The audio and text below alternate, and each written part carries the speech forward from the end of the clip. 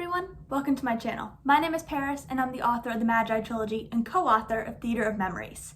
Something about the Magi Trilogy and me as a writer is that I am, for the most part, a pantser. I really did pants about 90% of these books.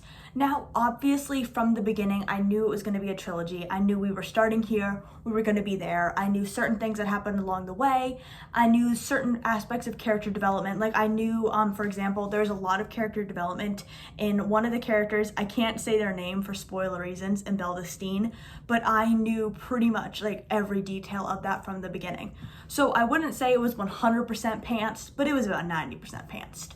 Going forward into the second trilogy of Magi books, I started working on them last November and I realized there is no way I'm going to be able to pants these books.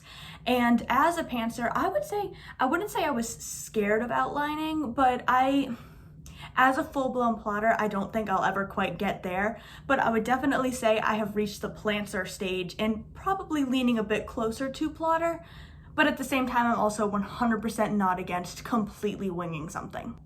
The first book in the ROTM trilogy juggles 6 different point of views. They're split up into, I guess, 3 groups for the majority of the book, not the entirety, but still, I have a character in one location and a character in another location. I have these characters dealing with something else, and they're all on different timelines, but at some point during the book, all the timelines, add together, they're back together again, so on and so forth. They split apart. They're like doing all sorts of different things. There's no way I could pants that because I really need it down to the T. I need it to make sense. I need it to be cohesive.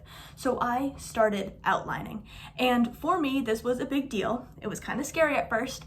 I'm not going to teach you how to outline today, but I'm going to tell you how I, as a pantser, have created, or not created, but how I've learned how to outline.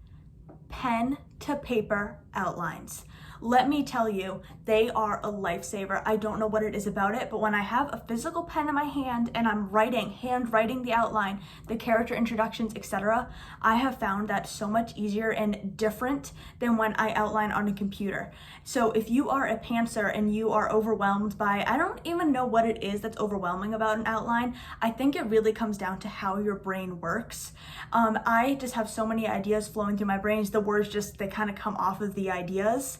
I don't work in a way that I need to structure it beforehand. Going forward, I kind of see myself doing it because I have to admit, having an outline really does help avoid writer's block because you're there and you know what happens next. And it's kind of... That's illegal. Get off my laptop, sir. Please, sir, sir, sir. Good boy. Sorry about the Fritz interruption. As I was saying, when you have an outline, you know what's going to happen next. You have a structure and you don't get stuck on what you need to add.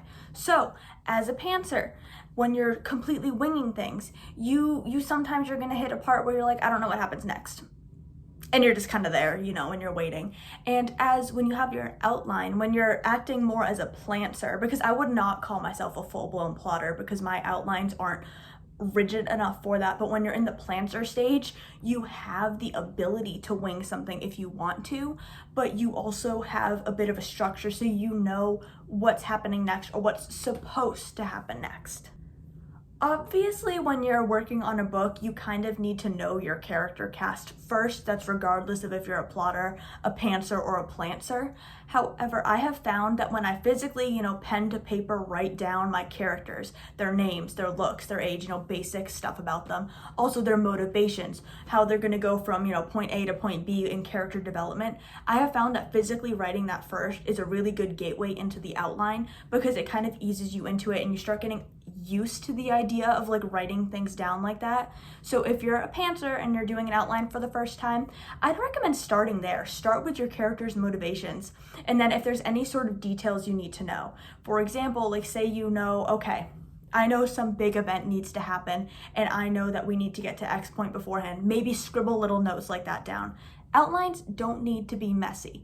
All right, we're here to get a structure enough so that we can write the book, so that we can juggle 6 point of views and have it make sense. So scribble your notes first and then ease your way into the outline.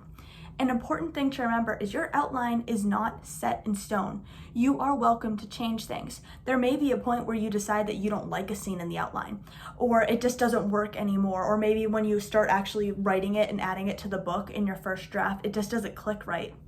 Or maybe you're like, I just want to skip that subplot. That's fine. You're allowed to do that. You are also allowed to add things. You might decide, you know what would be really good here? You can do that. I think that's part of the fun of being when you're in that Planster stage, in that you have the outline and you have the plot, but at the same time you have the ability to just ditch and go and do whatever you want. And you can do that as a plotter too. Your outline is never completely set in stone. You're always welcome to change things. In fact, you're probably going to have to change things, because just like a first draft is never going to be perfect, your outline isn't a perfect version of the book. It's a great structure. It's a great, I guess, the bones of the book, and you're going to add the meat with the story, but you're not completely set and locked into it. Finally, outlines are not, and they do not have to be, rigid and boring. I think part of what originally kept me away from outlines is the fact that they, in my mind, were going to be boring. And I was like, I really don't want to sit there for days on end, getting my outline scene by scene, chapter by chapter. It doesn't need to be like that, and it really shouldn't be like that, because if you are bored with the outline, you're probably going to be bored with the book. You need to be enthusiastic with the outline. I'm not saying you need to be like jumping up and down and dancing all over the place and adding crazy things. No, an outline is pretty serious. It's more serious in some ways than the first draft, because your outline is your guiding force. Your outline needs to be solid so that your first draft can be questionable. It can be legally questionable.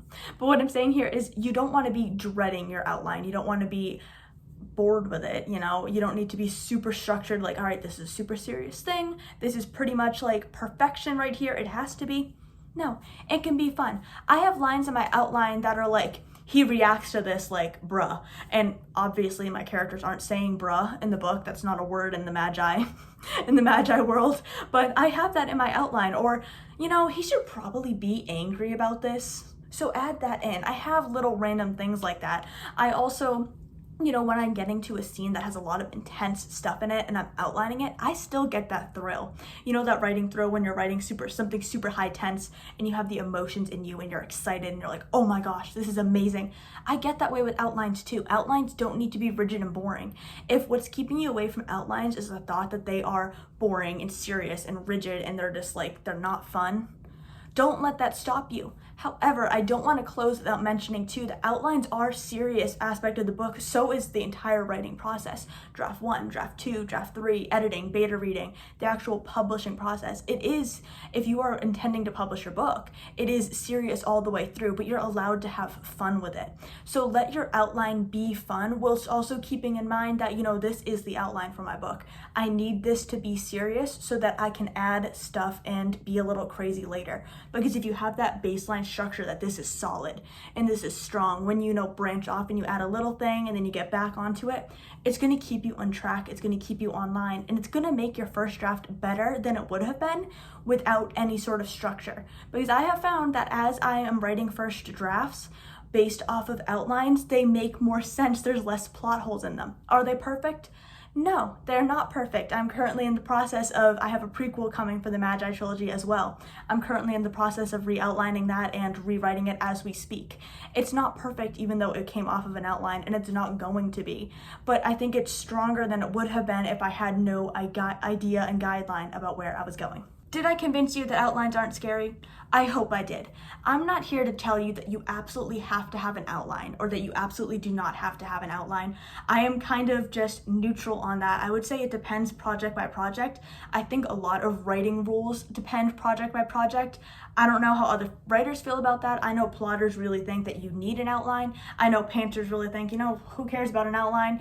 It depends where you lie on that spectrum. I would say I moved kind of in this happy little place in the middle. Some projects I probably won't outline. I found that outlines are helpful, so maybe I will outline all my projects, but there are some that I don't really think it's necessary for. It's a pretty simple storyline. But when I'm doing something like ROTM with so many subplots, I really think an outline's necessary in that case. If you have anything to add, I would love to hear from you in the comments. Let me know. Are you a plotter, a planter, or a pantser? Quick definitions: plotters, they like to have their full outline. They like to have everything set in stone and they follow it pretty much to a T. Planters, actually, let me switch to pantsers on the bottom here. Pantsers, they fly by the seats of their pants. They completely just wing it and they write scene by scene, however it's gonna end up. Planters are in the middle, and I would say planters take place, in this whole area from strict plotter to crazy pantser, because planters do a mix of both. They have an outline that's not completely rigid, or they outline parts of books and not the whole thing. They outline the climax but not parts of the middle. Whatever it is, there's a lot of long list of space between plotter and pantser. So let me know, what are you? Where do you fall on that spectrum? Again, I'd love to hear from you. Do not forget to subscribe, and whatever time it is, whether it's morning, evening, or night, have a great day.